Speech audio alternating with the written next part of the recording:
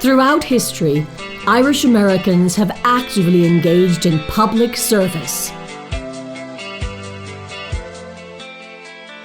When you think of the many Irish Americans who have carved their names deep into the fabric of this country's history, William J. Wild Bill Donovan's name would certainly be high up there in those ranks. He was born in Buffalo, New York, to Timothy and Letitia Donovan, first-generation Irish immigrants with roots in Ulster and County Cork. He was one of 5 surviving children, raised with style and a touch of the poet by his mother, and a sense of toughness and loyalty from his father. He considered the priesthood through high school, but found early success as a quarterback for the Columbia University football team, and was a classmate of Franklin Delano Roosevelt at Columbia Law School. He was eager for military service, and in the Army found himself chasing bandits along the Rio Grande, and rose quickly through the ranks during World War I. He was universally considered the real deal. It was said that he would waltz into the thick of it and stare danger in the eye, and as Studs Terkel would say, he'd come out on top every damn time. I think what people have to understand, he was the greatest military hero of the United States. He won every medal this country ever gave. He was not a professional soldier.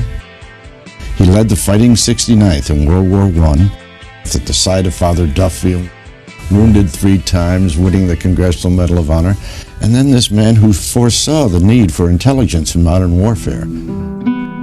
Donovan wove through the tangled webs of World War II like a man possessed. He didn't just sit back and wait for things to happen, he went out and made things happen. And he didn't just win battles. Donovan won respect. He had that wonderful Irish attitude, I saw it in Robert Kennedy too, of commanding loyalty without demanding loyalty. Wild Bill earned the trust of those around him, from the grunts on the ground to the brass up top.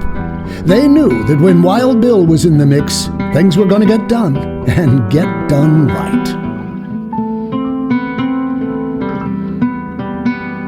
He was a strategist, a mastermind, always 3 steps ahead of the game, and with the U.S. heading inevitably toward the Second World War, he was tasked by his old Columbia classmate Franklin Roosevelt to create from scratch an intelligence agency charged with collecting foreign intelligence and carrying out covert action operations. From the Office of Strategic Services to the heart of the action in Europe, Donovan was like a force of nature.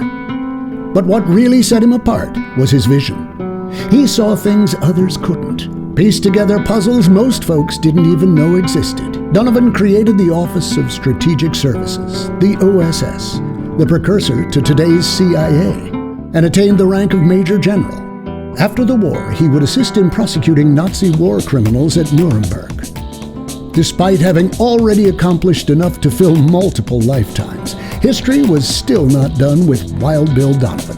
He was a successful lawyer, federal prosecutor, a diplomat, and a confidant to presidents for his clear and pragmatic thinking. It's little wonder that when informed that Donovan had died peacefully after a life of honor and service to his country, then President Eisenhower remarked, "Wild Bill Donovan, we have lost the last hero."